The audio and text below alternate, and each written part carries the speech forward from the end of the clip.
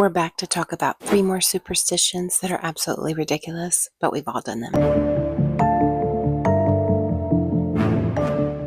All right, Curiosity Crew, welcome back to Carolyn's Curiosity Chronicles.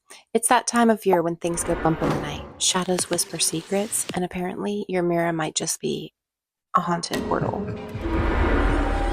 Tonight, we're diving into 3 superstitions that prove humans have always been a little unhinged and kind of adorable about it. You know when an eyelash falls out and somebody's all freaking out like, oh, you have to make a wish. So this little social reflex started centuries ago, back when people believed eyelashes were magical shields that protected your soul from evil. Losing one was seen as dangerous, like, your spiritual armor just shed a piece. So the wish was basically a ritual to reclaim your luck. So by the Victorian era, eyelashes became symbols of purity and beauty. People would wish on them as tiny tokens of innocence. Some European cultures even believed blowing an eyelash with a wish could send messages to angels.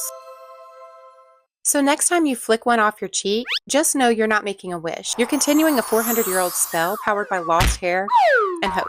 Now let's talk about one of the most universal warnings ever. Never open an umbrella indoors. Sure, your mom said it was bad luck, but this one actually has some historical logic.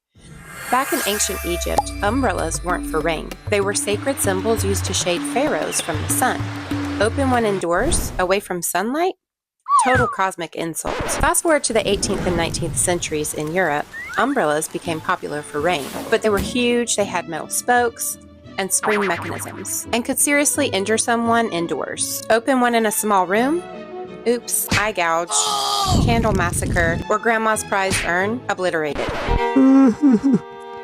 So basically, Egyptians cursed you spiritually, Victorians cursed you physically, and now we all just tiptoe around umbrellas out of inherited anxiety. And of course, humans being humans, we added the spiritual drama. By the Victorian era, people believed opening an umbrella indoors in a house where someone had died could bring misfortune. Fun fact, in some parts of England, umbrella superstition was so serious that manufacturers even sold indoor-only umbrellas without the spring mechanism. Practical safety and superstition. Genius. Bottom line, superstitions are basically ancient safety manuals, but way more poetic. Let's move on to number 3. Saying a name 3 times in a mirror. Do you remember Bloody Mary? That one name that haunted all of us at every middle school sleepover. You turn off the lights, whisper her name 3 times into the mirror, and she's supposed to appear. But where did this start?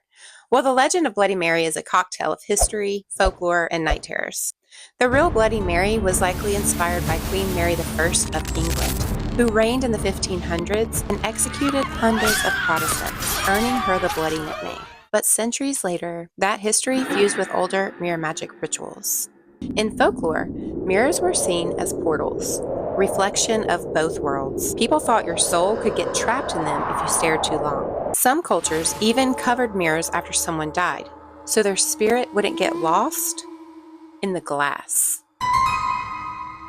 So by the time teenagers were daring each other in bathrooms with candles, the myth evolved. Mix Queen Mary's ghost with soul mirror portals, and voila, a paranormal rite of passage. So from angelic eyelashes and divine umbrellas to haunted mirrors that test your bravery, humans have always found creative ways to keep life interesting. Be sure to follow for more, because curiosity is contagious, and in part 5, it's getting itchy. We're diving into the luck of the body. Why an itchy hand might mean money, why crossing your fingers is basically ancient spell casting, and why your ear burning might mean someone's talking about you. See you there. Stay curious.